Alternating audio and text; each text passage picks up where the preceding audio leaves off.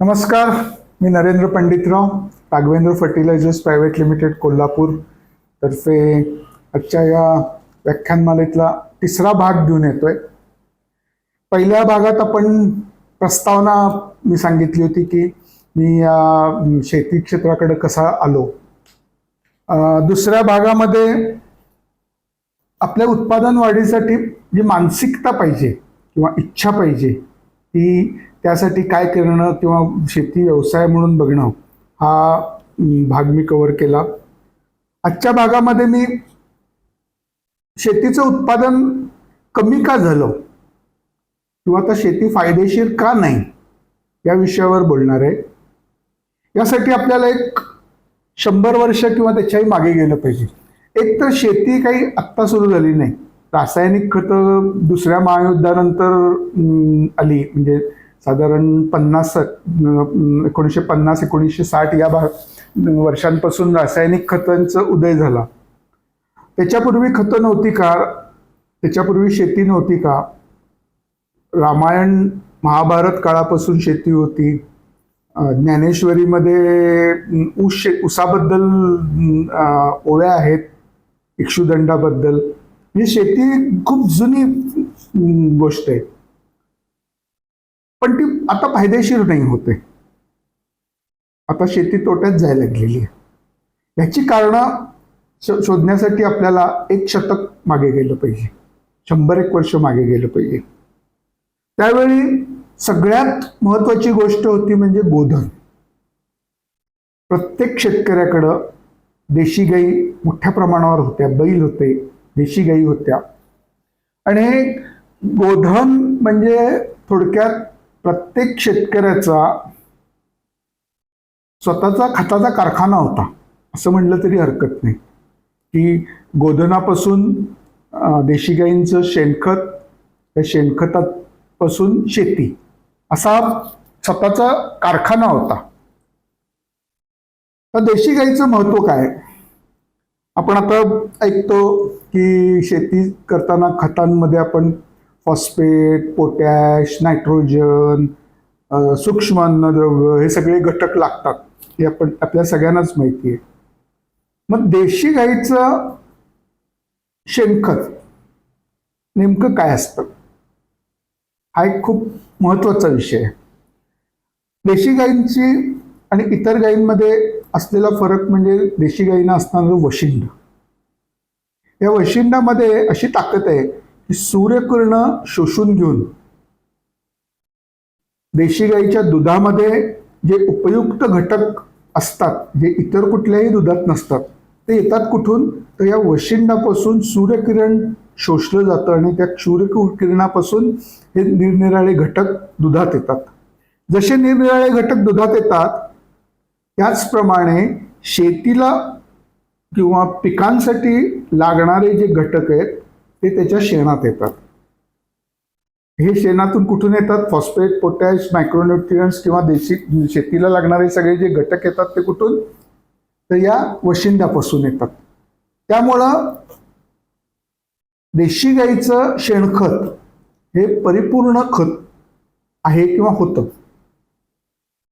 हे परिपूर्ण खत प्रत्येक शेतकऱ्याकडे त्याचा स्वतःचा कारखाना असल्यामुळं शेतीमधून खूप चांगलं उत्पन्न मिळत होतं आणि शेती हा सगळ्यात चांगला व्यवसाय म्हणून समजला जात होता. नंतर जसे जसे जसे दिवस गेले तसं देशी गायींच्या ठिकाणी भरपूर दूध देणाऱ्या जर्सी आणि इतर त्या टाईपच्या गायी आल्या. देशी गायी हळूहळू कमी झाल्या. आता तर नामशेष व्हायचीच वेळ आलेली आहे. रासायनिक खतांचा उदय झाला. ही साधारण दुसऱ्या महायुद्धानंतर घडलेली गोष्ट आहे. दुसऱ्या महायुद्ध अपेक्षेपेक्षा लवकर संपलं. त्यामुळं फार मोठ्या प्रमाणावर दारुगोळ्याचा साठा प्रत्येक देशांकडे शिल्लक राहिला. या दारुगोळ्यांच्या साठाचं करायचं काय? इथून त्याचं रूपांतर करण्यात आलं रासायनिक खतांमध्ये, जे आपल्या शेतीमध्ये आलं. रासायनिक खतं जेव्हा सुरुवातीला वापरली गेली, अगदी सुरुवातीला जेव्हा जमिनीमध्ये गोधन देशी गाईंचं शेणखत मोठ्या प्रमाणावर होतं, जमिनीतला सेंद्रिय कर्ब मोठ्या प्रमाणावर होता, तेव्हा जेव्हा ही रासायनिक खतं वापरली गेली तेव्हा अतिशय थोडी जरी टाकली तरी त्यातले सगळेच्या सगळे घटक पिकाला उपलब्ध होत होते. त्यामुळं रासायनिक खतांचा जेव्हा उदय झाला तेव्हा प्रचंड उत्पादन वाढ झाली. यालाच हरित क्रांती म्हणतो आपण, की हरित क्रांती झाली. प्रचंड मोठ्या प्रमाणावर उत्पादन वाढ झाली. ही हरित क्रांती झाल्यानंतर हळूहळू हळूहळू रासायनिक खतांचा वापर वाढू लागला. त्याचबरोबर शेणखताचा वापर हळूहळू हळूहळू कमी झाला. गोधन जशा फॅमिलीज मोठ्या झाल्या तशा विभागलं गेलं, गोधन कमी झालं आणि रासायनिक खतांची वाढ जास्त होत, म्हणजे वापर जास्त व्हायला लागला. तुम्हाला आठवत असेल, सुरुवातीला रासायनिक खत टाकताना घमेल्यातून टाकलं जायचं. त्याच्यानंतर शेतकरी सायकलवर पोतं घेऊन रासायनिक खतं टाकत होता. त्याच्यानंतर बैलगाडीतून पोती आणून रासायनिक खतं टाकायला सुरुवात झाली. आणि आजची परिस्थिती अशी आहे की आज ट्रॅक्टर भरून रासायनिक खतं येतात आणि शेतात टाकली जातात. म्हणजे रासायनिक खतांचा एवढा प्रचंड वापर सुरू झाला. त्याच्यामुळं झालं काय, तर अगदी सुरुवातीला एक साधारण फार 50-60 वर्षापूर्वी बैलजोडीने नांगरट होत होती. काळा लाकडी नांगर आणि 2 जोड्या म्हणजे 4 बैल त्यांनी नांगरट होत होती. एका बैलाचं पॉवर आपण जर 1 हॉर्स पॉवर धरली तर 4 बैल म्हणजे 4 हॉर्स पॉवरच्या बैलजोडीने नांगरट होत होती. हळूहळू बैलजोडीने नांगरट व्हायची बंद झाली. 35 HP फर्ग्युसन ट्रॅक्टर आला. 35 HP फर्ग्युसन ट्रॅक्टरने नांगरट सुरू झाली. अजून पुढे कालावधी गेल्यानंतर 35 HP ट्रॅक्टर चालना म्हणल्यानंतर 60 HP ट्रॅक्टर आला. 60 HP 50-60 HP ट्रॅक्टरने नांगरट सुरू झाली. आणि जरा खोल नांगरायचा प्रयत्न केला तर आजही त्याची दोन्ही पुढची चाकं उचलतात. अजून काही दिवस झाल्यानंतर 60 HP सुद्धा ट्रॅक्टर चालणार नाही, 90 HP ट्रॅक्टर शेतात नांगरणीसाठी आणावा लागणार आहे. म्हणजे जमीन पूर्ण बदलली. जी सुपीक भुसभुशीत जमीन होती, त्याच्यामध्ये गांडुळांचं प्रमाण मोठ्या प्रमाणावर होतं, ती जमीन कडक व्हायला लागली, नापीक व्हायला लागली. जी 60 HP ट्रॅक्टरनी सुद्धा व्यवस्थित नांगरली जात नाही, इतकी खराब व्हायला लागली. आणि ह्याचं कारण म्हणजे रासायनिक खतांचा अतिवापर. साहजिकच जमीन नापीक व्हायला लागली, त्यामुळे शेती उत्पादन कमी झालं, शेती फायदेशीर होईना, रासायनिक खतांचा खर्च प्रचंड वाढला आणि शेती फायदेशीर असणारा व्यवसाय हा नुकसानीनं जाणारा व्यवसाय झाला. आज तर परिस्थिती अशी आहे की शेतकऱ्यांच्या मुलांची लग्न होत नाहीत. शेती जरी असली तर लग्न होण्यासाठी निव्वळ शेतकऱ्यांची मुलं नोकरी बघत आहेत.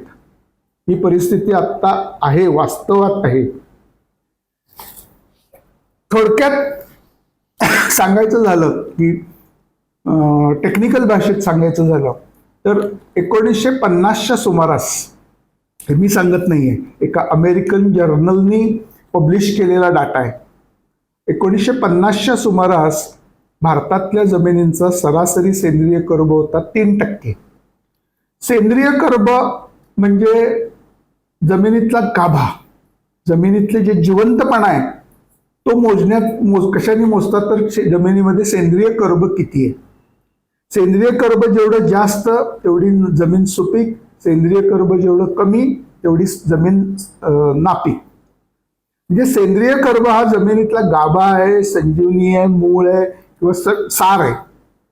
हा सेंद्रिय कर्ब 1950 साली भारताचा सरासरी 3% होता. तो आज जवळजवळ 0.5% आलाय. 0.5% म्हणजे 3% 0.5% एवढी आपण आपल्या जमिनीमधली अधोगती झालेली. याच्यामुळं मोठ्या प्रमाणावर जमीन नापीक व्हायचं प्रमाण वाढलेलं आहे. आणि हीच जर परिस्थिती अजून अशीच चालू राहिली तर येणाऱ्या काही वर्षात आपल्या जमिनीतून गवत पण उगवणार नाही. हे खूप विदारक सत्य आहे, पण सत्य आहे. यासाठी आपल्या जमिनी परत पहिल्यासारखे करणे. आपल्याला ही जमीन कुणाकडून मिळाली? तर वाडवडिलांचीच मिळाली. आपल्या पण वडील, आजोबा, पणजोबा यांनी सुपीक जमीन आपल्या ताब्यात दिली. आपण आपल्या पुढच्या पिढीला कुठली जमीन देणार आहोत? नापीक करून.